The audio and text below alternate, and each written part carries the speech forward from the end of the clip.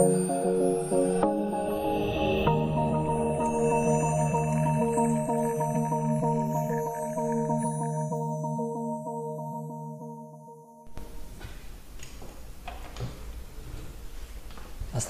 warahmatullahi wabarakatuh. Selamat pagi semuanya. Salam budi luhur. Ketemu lagi dengan saya, Yada Budi Perkasa, di video perkuliahan mata kuliah pemrograman berorientasi objek. Ya, kita sudah masuk yang akan membahas tentang 3 pokok bahasan, yaitu enkapsulasi, konstruktor, dan juga destruktor. Jadi enkapsulasi itu kalau harfiahnya artinya adalah pembungkusan ya. Jadi sebuah metode atau sebuah atribut atau properti itu akan dibungkus ya. Jadi enkapsulasi itu sebenarnya adalah cara penyembunyian detail implementasi sebuah kelas ya, sehingga dia tidak bisa diakses sembarangan oleh kelas lainnya ya. Jadi dia diberi hak akses ya. Sama kayak Facebook misalnya ya. Kalau Facebook kan ada misalnya publik ya, teman dari teman, kemudian ada hanya saya. Nah, seperti itu contohnya. Itu enkapsulasi. Jadi enkapsulasi itu disebut juga sebagai pembungkusan ya. Jadi arti harfiah tadi ya, kemudian pengkapsulan ya, access modifier, dan juga atau juga data hiding ya. Nah, enkapsulasi ini didasari atas information hiding dan juga interface to access ya. Jadi dia membatasi bagaimana cara sebuah metode atau sebuah atribut itu mengakses member dari kelasnya. Nah, keuntungan enkapsulasi, jadi dia dalam PBO dia akan meningkatkan pemeliharaan dan fleksibilitas. Kemudian field itu juga bisa dibuat menjadi read only atau juga write only atau kedua-duanya ya. Kemudian yang ketiga, pengguna tidak akan mengetahui apa yang terjadi di belakang layar atau behind the screen. Jadi yang tampil di pengguna itu hanya hasilnya saja, sementara prosesnya tidak bisa kita ketahui secara langsung ya. Nah, access modifier itu jadi dalam enkapsulasi dikenal dengan istilah access modifier ya. Ya seperti saya katakan tadi ya, kayak Facebook itu kan ada yang kayak privat, kemudian ada yang publik, ada yang teman, ada yang teman dari teman ya, seperti itu. Jadi access modifier itu digunakan untuk memberikan tingkat visibilitas bagi data atau informasi ya. Kalau Kotlin sintaknya adalah modifiernya apa, lalu spasi, lalu data atau informasinya apa. Data atau informasi tersebut bisa berupa metode ataupun atribut ya.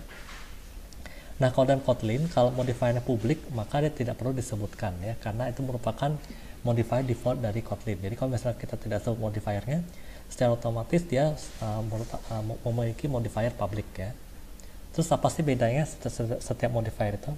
Jadi kalau untuk modifier publik, nama juga publik ya, artinya bisa diakses dimanapun. Jadi kalau pada kelas dan interface itu bisa diakses dimanapun ya, baik itu kelas lain maupun beda file ya. Kemudian pada metode atau atribut itu bisa diwarisi oleh subkelasnya ya, dan dapat diakses dimanapun, itu kalau publik. Kemudian kalau internal ya, internal itu artinya adalah kalau pada kelas dan interface itu dapat diakses oleh yang sepaket saja atau yang sepackage ya. Sedangkan pada metode dan atribut itu bisa diwarisi oleh subkelas di package yang sama. Jadi kalau package yang sudah beda maka tidak bisa diwarisi ya. Nah, dapat diakses oleh metode yang sepackage juga. Jadi dia terbatas pada package ya, lebih terbatas daripada publik tadi. Kalau publik tadi di mana saja bisa, tapi kalau internal dia hanya bisa untuk yang sepackage saja.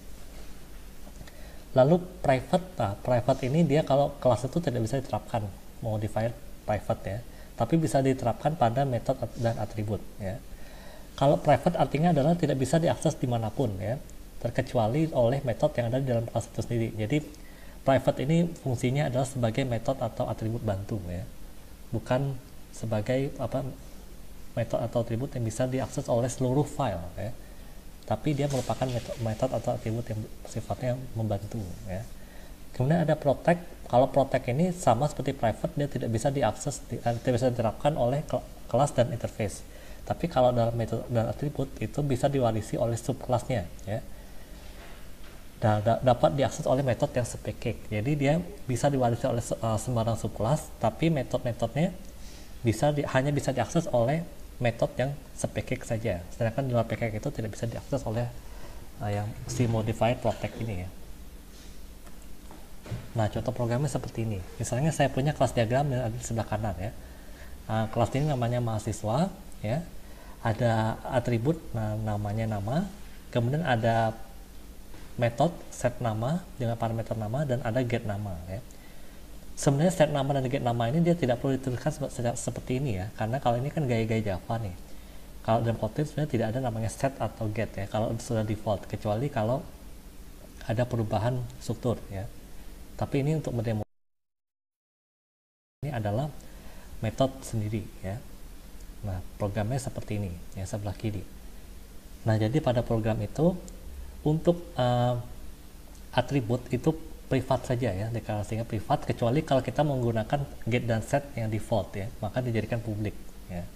Nah, di sini ada private var, private var nama sama dengan string ya. Nah, maksudnya nama ini dia aksesnya adalah private, jadi nama itu tidak bisa diakses di kelas lainnya, hanya bisa diakses di kelas mahasiswa 7 itu ya. Kemudian fun set nama ya, kemudian fun get nama itu tidak ada modifier, artinya adalah publik ya.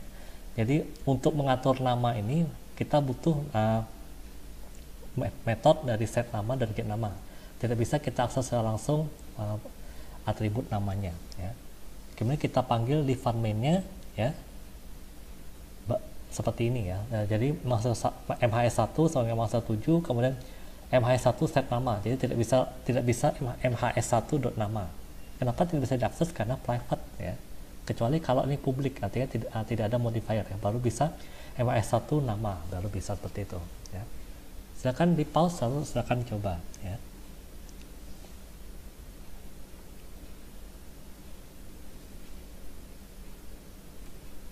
Kemudian ada istilah konstruktor ya. Konstruktor itu dia juga merupakan metode, cuma dia tidak ada tidak digambarkan di kelas diagram ya. Jadi konstruktor itu merupakan sebuah metode khusus yang secara otomatis dipanggil atau dijalankan pada sebuah kelas di instansiasi ya.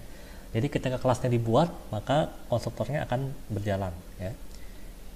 Nah, bisa juga diartikan sebagai metode khusus yang berfungsi untuk menciptakan objek dari kelas. Jadi ketika kita membuat objek dari kelas itu, maka konstruktor itu akan langsung dijalankan ya, secara otomatis ya. Nah, dia akan dipanggil secara otomatis ketika objek tersebut dibuat atau dideklarasikan ya. Nah, konstruktor itu tidak terbatas ya, bisa kita buat sendiri. Jadi dia tidak selalu otomatis, bisa kita buat sendiri ya. Maksudnya bisa kita definisikan sendiri ya, tidak mesti konstruktor bawaan dari programnya ya. Nah, kalau misalnya boleh juga tidak dibuat ya. Kalau tidak dibuat, maka compiler Kotlin itu akan secara otomatis membuat konstruktor default saat kompilasi, yaitu konstruktor tanpa parameter ya. Nah, konstruktor tadi sudah saya bilang dia bukan anggota dari kelas, walaupun namanya metode, tapi dia bukan anggota dari kelas ya. Seperti itu. Jadi konstruktor itu unik ya. Dia bukan bagian dari kelas itu ya. Nah, konstruktor itu mempunyai beberapa fungsi. Yang pertama, akan membuat sebuah objek saat program dieksekusi ya. Kemudian dia juga akan memberikan nilai awal dari atribut yang perlu diinisialisasi ya. Dan yang ketiga adalah mengerjakan proses yang diperlukan saat objek dibuat ya. Jadi prosesnya itu dijalankan dulu ya, sebelum metode yang sebenarnya itu dijalankan. Nah, kalau dalam Kotlin atau pembuatan konstruktornya ya, jadi dalam satu kelas itu dia tidak hanya satu konstruktor saja, tapi bisa banyak ya. Jadi tidak dibatasi ya. Nah, konstruktor ini dia tidak ada nilai kembalinya ya. Tapi ingat, bukan berarti tipe data baliknya adalah unit, bukan, tapi dia tidak ada ya. Kemudian bisa juga memiliki satu atau banyak, atau bahkan tidak ada parameter sama sekali ya, bisa juga. Nah, kalau kelas memiliki satu konstruktor ya, maka konstruktor tersebut langsung didefinisikan setelah nama kelas ya. Kalau dalam Kotlin seperti itu. Jadi misalnya kelas A, nah, apa konstruktor yang langsung ya. Tidak seperti Java. Kalau Java itu kan dia kelas A, kemudian ada di bawah di dalamnya publik A misalnya, seperti itu. Tidak ya, tapi langsung saja. Itulah keunggulan dari Kotlin. Maka konstruktor tersebut langsung didefinisikan setelah nama kelas ya, dan proses pada konstruktor itu akan didefinisikan pada blok init ya, di dalam definisi kelas tadi ya.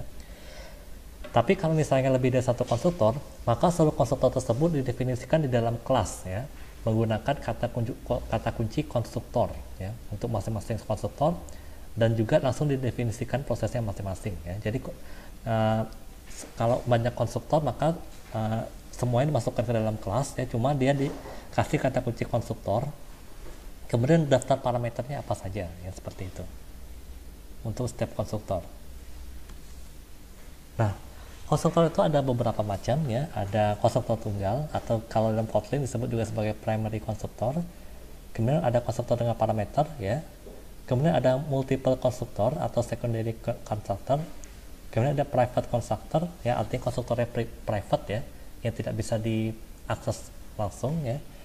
Ada juga konstruktor berantai atau berangkai ya. Artinya adalah proses pemanggilan suatu konstruktor dari konstruktor lain pada suatu kelas yang sama. Jadi dia kayak kata berkait ya, konstruktor berantai itu. Nah, ini contoh program untuk konstruktor yang tunggal ya.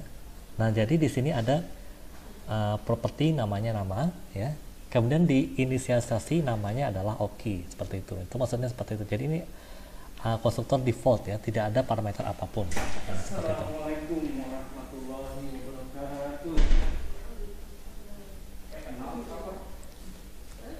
Nah, kemudian ada konstruktor dengan parameter ya. Nah, konstruktor dengan parameter ini, jadi ini ada kelas lagi namanya mahasiswa 9 ya.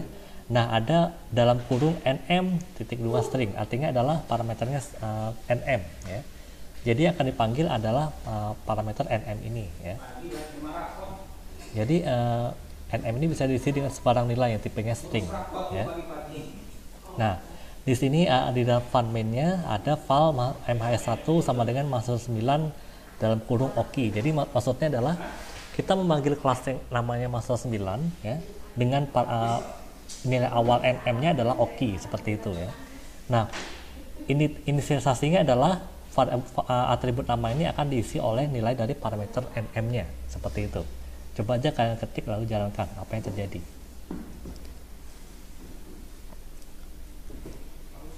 Kemudian ada multiple constructor atau kalau dalam Kotlin namanya adalah secondary constructor ya.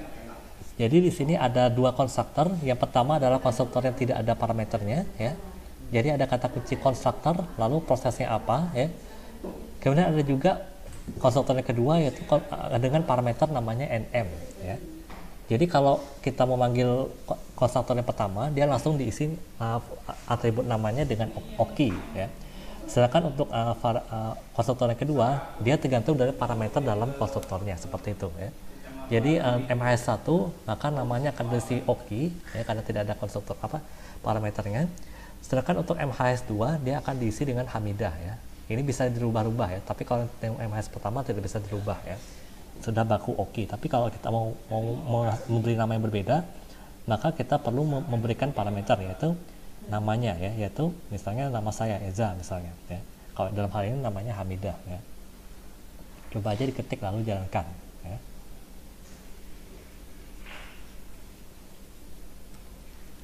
Kemudian ini namanya private constructor ya.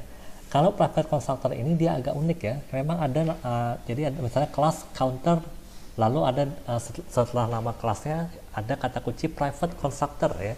Jadi ada private bentuknya. Nah, kalau private constructor ini dia tidak akan pernah digunakan ya kan, karena namanya juga private, jadi dia mubazir istilahnya, poros saja ya. Kemudian ada init. Nah, init ini sebenarnya dia tidak akan dijalankan ya, karena ini private constructor, jadi dia diabaikan init ini walaupun ada perintahnya ya.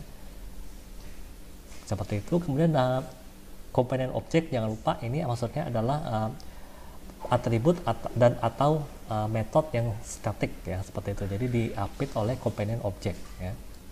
Kemudian di fun main-nya misalnya kita mau ngetik file count sama dengan counter 25 ya. Ini tidak akan bisa berjalan ya, walaupun itu ada parameter tetap tidak bisa jalankan karena ini adalah private constructor. Jadi 25-nya itu yang akan menyebabkan errornya ya. Jadi programnya tidak akan bisa jalankan. Bahkan sebelum kita menjalankan pun sudah ada error ya. Oleh karena itu kita hanya bisa mengakses metode dan atribut statiknya ya, yaitu current count dan increment count-nya ya. Nah, coba aja diketik lalu jalankan ya. Lalu coba kalian hapus komentar di file count-nya ya. Di uncomment ya. Coba sebelum dijalankan pun dia akan ada cacing merahnya ya. Itu artinya dia tidak bisa dijalankan ya, atau tidak bisa dikompilasi karena error itu. Sebelum dijalankan pun dia akan menjadi error.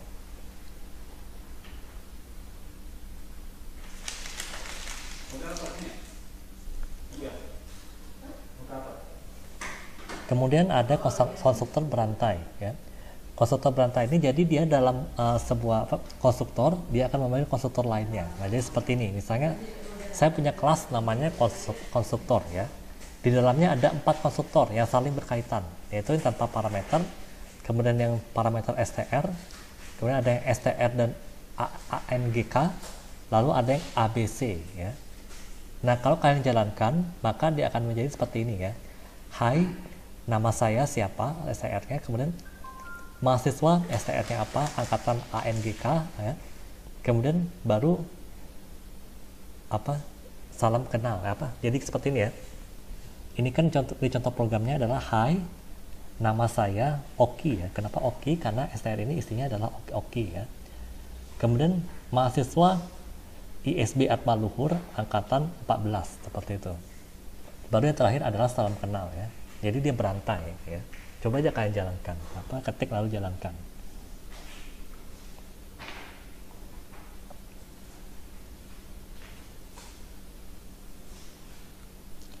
Nah, ada konstruktor, ada juga destruktor ya. Destruktor ini maksudnya adalah proses yang dijalankan ketika programnya dihentikan ya atau di stop ya.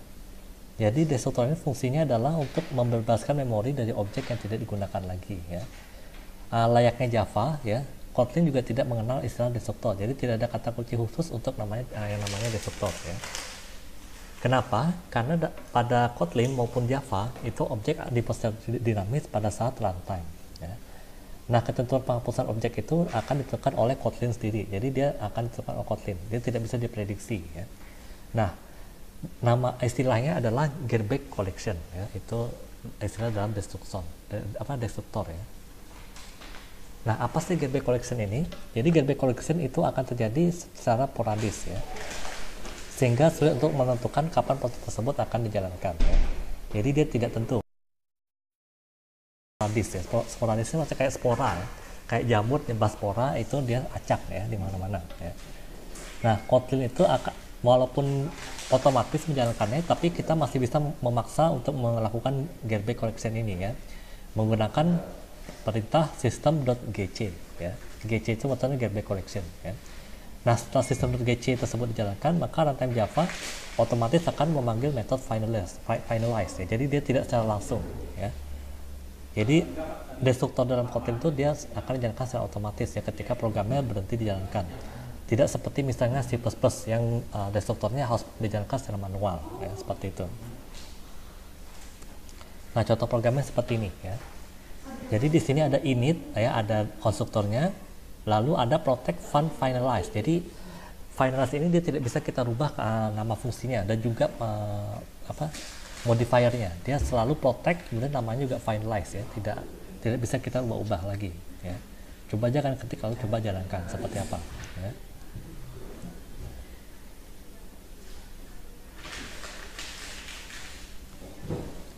Oke, sampai sini dulu untuk pertemuan ke-11 kali ini ya. Kalau ada yang ingin tanyakan silahkan tinggal komentar ya. Saya akhiri sampai sini. Assalamualaikum warahmatullahi wabarakatuh. Salam budi luhur.